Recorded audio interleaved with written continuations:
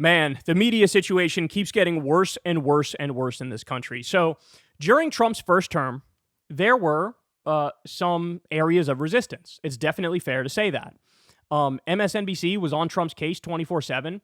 They were just anti-Trump across the board. Look, in some ways, I think some of the arguments were not accurate, but their role was clear. We are liberal media. We are democratic media. We are against Trump and against the Republicans. That's what MSNBC did. You had CNN, which has always been sort of a both sides network, but maybe it leaned a little more anti-Trump in the first term. Well, now these things are changing, as you know, right? So CNN is all in on false equivalence, both sides now. No ifs, ands, or buts about it. They always bring on some MAGA hack to lie as other people on the panel desperately try to keep up. On MSNBC, the show that's on like roughly 28 hours a day, Morning Joe, with Mika Brzezinski and Joe Scarborough, they called Trump a fascist before the election, then went to eat with him at Mar-a-Lago after the election. To be fair, there's some people over there that still do good work, but it's just not, they're not they don't have an ideological mission anymore. And also MSNBC is being spun off, so they're going to be their own thing. They're not under the NBC umbrella anymore, and that's definitely going to hurt them, right?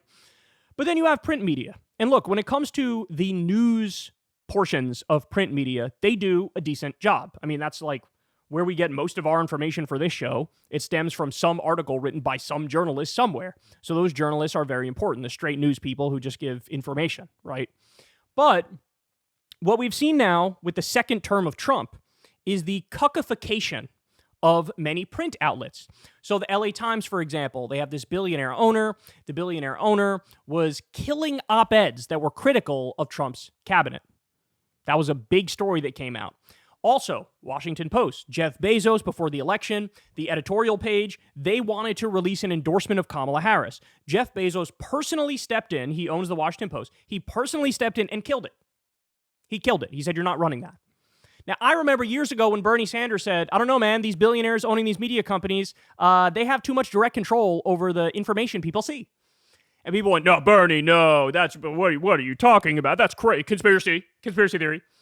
Well, now the conspiracy is out in the open because Jeff Bezos the other day comes out and says, hey, we are now not welcoming all different opinions for our opinion section. Now we're only going to stand for personal liberties and economic freedom, right? And he goes on to explain in no uncertain terms, yes, I don't mean freedom across the board. I mean economic freedom. Now, when Jeff Bezos says economic freedom, what he means is freedom for the owner class, freedom for the CEOs and the managers and the owners, for them to do whatever they want without the government interfering too much, without them having to be accountable to their own workforce. That's what he means when he says freedom. I just want to be clear because it's not like when he says we're going to argue for freedom, he means like we're all in favor of legalizing weed. No, it means the business owner should be able to do whatever the fuck they want without the government intervening and without having to be accountable to your own labor. That's what he means, right? And so the top editor of the opinion section left. He was like, look, I'm not going to do that. Because basically what Jeff Bezos is doing is he is announcing we're now going to be right-wing. We're going to be like Breitbart or the Daily Caller or the Daily Wire. That's what he wants in the opinion section. And so just before the election, when he axed the endorsement of Kamala, they hemorrhaged at least 300,000 paid subscribers. The Washington Post did. 300,000. Well, now, after this new announcement that, hey, the opinion section is not actually for opinions anymore. It's for right-wing propaganda. It's for spewing my billionaire robber baron worldview. Well, now they're hemorrhaging even more subscribers. So this is in the Daily Beast. Jeff Bezos cost WaPo thousands of subscribers again. The Washington Post has lost over 75,000 digital subscribers since billionaire owner Jeff Bezos announced a revamp of the newspaper's opinion pages to align with his libertarian views and exclude dissenting perspectives, according to a report. Now, let me point out, this 75,000 number was from like 2 days ago. So I wouldn't be surprised if yet again we're in the over 100K range, right? Maybe 200,000, maybe another 300,000. The Amazon founder's announcement, which some took as going full MAGA, was met with considerable backlash, including the immediate resignation of opinion editors David Shipley, reported NPR. According to insiders, Shipley tried and failed to dissuade Bezos from making the change. However, Shipley wasn't the only journalist to jump ship. Longtime WaPo figureheads David Moranis associate editor and former executive editor Marty Baron promptly left following Bezos' decision. In a note, Bezos directed staffers that the newspaper's opinion section should be writing every day in support and defense of two pillars, personal liberties and free markets. He reportedly added, "We'll cover other topics too, of course, but viewpoints opposing those pillars will be left to be published by others." Look, let me tell you what's really going on here. What's really going on here is Jeff Bezos wants to remain in Trump's good graces. So he feels like if I make this opinion page be more pro-Trump, right? Well, then I'm going to make sure I get my tax cuts. I'm going to make sure I get my corporate welfare subsidies. I'm going to make sure when I have a merger that I want to go through, I can go to Trump and be like, "Hey, dog, I looked out for you. I fired all those liberals and those lefties who were writing pieces. You're going to look out for me, right?" And so that's what this is. This is Robber Baron Media saying we are now going to represent Robber Baron interests, and that's it. And that's it. According to Bezos, the need to bring to the reader's doorstep every morning a broad-based opinion section that covers all views is obsolete. He added, "Today, the internet does that job." Wow.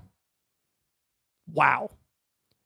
So understand, and this is an important point I think a lot of people are missing, he doesn't care that he lost 300,000 subscribers before, at least 75,000 now. He doesn't care. He doesn't care if there only remains like a total of 10,000 Washington Post subscribers. Because it's not about that for him. This is less than like 1% of his net worth. He doesn't care. He's using the media as a tool. It's a tool. And so there is no amount of economic pain you could put on him vis-a-vis leaving the Washington Post that would actually make him go, "Oh, I changed my mind. Let me invite this communist to write articles now." It's not going to happen. It's not going to happen. Barron later told on Zeteo News that Bezos' move was craven and occurred because he is basically fearful of President Donald Trump, and this reportedly isn't the first time Bezos' fear has cost WaPo thousands of subs. The last wave of cancellations from furious readers came in October when Bezos killed the newspaper's plans to endorse Democratic presidential nominee Kamala Harris. Between that time and Election Day, over 300,000 WaPo subscribers canceled their subscriptions. This accounted for more than 12% of its digital subscribers. But like I said, that's 12%. He could lose 80% of the Washington Post subscribers, and he won't care. Because as they point out, he's more fearful of Trump, and he's got business in front of the government. He wants to make sure everything's copacetic with that. And so he's transforming the Washington Post into robber baron propaganda and MAGA propaganda.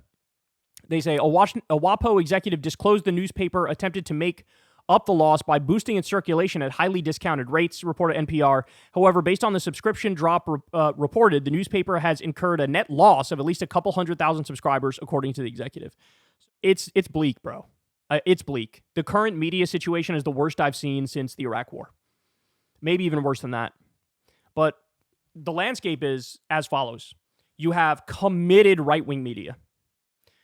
Every outlet you can think of. Fox News, One America News, Newsmax, The Blaze, Daily Wire, Daily Caller, Breitbart. Like, you have this whole ecosystem. Most of the podcast world, right? You know, whatever, the Charlie Kirks and the Ben Shapiros and whatever. Committed right-wing MAGA media. That's what it is. That's what it is. Then you have basically the centrist liberal media, the NBCs, the CNNs, and the problem with them, as we already discussed, is really they're committed to both sidesism. So it's not like they're an alternative to committed right-wing MAGA media. They're just not, because you're still gonna get MAGA voices in the centrist liberal outlets. You just are, right? The Jennings dude on CNN is just one example, but so that's what it looks like. Now you tell me. Where is the committed liberal media or leftist media? Where is it? If you think, oh, MSNBC, well, as we pointed out, they got plenty of voices now that are more sympathetic to the right. And so it's not as committed ideologically as, say, Fox News is on the other side. You know, maybe you could do a quantitative analysis and see what percentage of people are liberals versus enlightened centrists versus conservative-leaning people. Like, maybe you could argue they're kind of the counterweight to Fox News, but I would argue Fox News is way more aggressive, way more clear, way more concise, and they have a mission, whereas MSNBC doesn't, right? It leans liberal, but there's still some right-wing voices. And then outside of them, name me one well-known leftist outlet. I'll wait. You're not going to find it, right? You could say like Zeteo News, but they're more in our lane being online independent media, right? So there's a massive imbalance in our media. And when that's the case, people are fed a steady diet of bullshit. Either far-right MAGA nonsense, which is the most pervasive, or both sides bullshit, and nobody is representing a counter vision, a counter narrative, a counter agenda, a counter ideology. Nobody does it. And that poisons the body politic. Like I said, it really reminds me of the lead up to the Iraq War and during the beginning of the Iraq War, where literally anybody who was against the war was just fired. They were just fired. Phil Donahue had one of the top-rated shows. He was fired.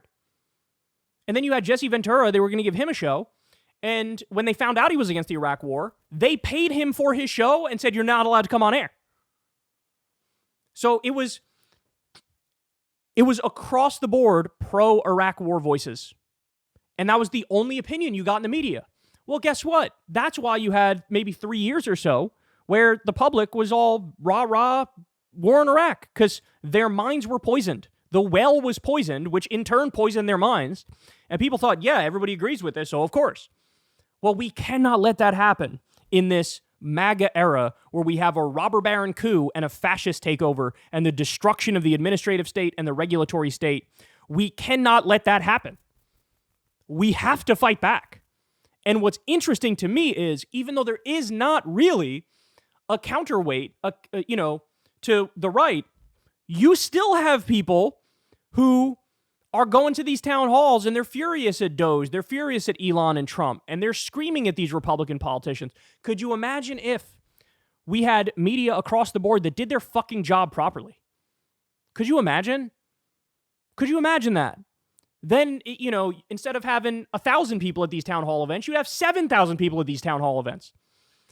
Like, we can't let the media landscape get this poisoned. And of course, the concern is the only reason why we're still allowed to do what we're doing, bro. The only reason is that the top MAGA officials, the Trumps of the world, they don't take us serious. If Trump knew what I was saying, listened to what I was saying, saw the numbers on this show, and took it to heart, he would immediately put pressure on the head of Google, because Google, of course, owns YouTube, right? And be like, hey, dog, you got to do something about this. Right? Whether it's demonetize Kyle, demonetize the Majority Report, the other left-wing shows, whatever. We're just lucky that they don't take us seriously.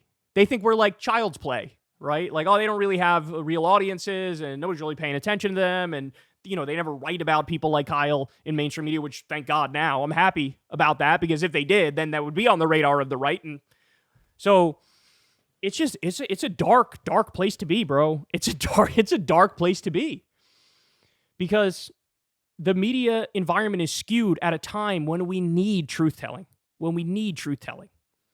And look, again, the first term, people look to the Washington Post. Democracy dies in darkness. They look to these outlets like, hey, they're going to be a voice for us. Those aren't the voices anymore.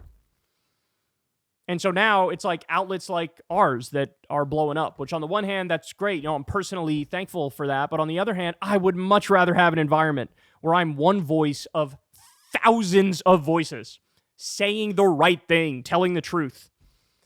So it's only getting worse. Washington Post, Jeff Bezos, he doesn't care. Doesn't care about the truth, doesn't care about journalism, tanking his own outlet, all basically to appease Trump. And Trump's war on the media is not going to stop. They're going to keep cucking themselves further to him. And the media environment is only going to get worse and worse. And we got to do everything we can in our power to fight back against that. Hey, y'all, do me a favor and like and subscribe. It helps out big time in the algorithm. Click the bell as well for notifications when videos drop. And watch that video on screen right now. You know you want to.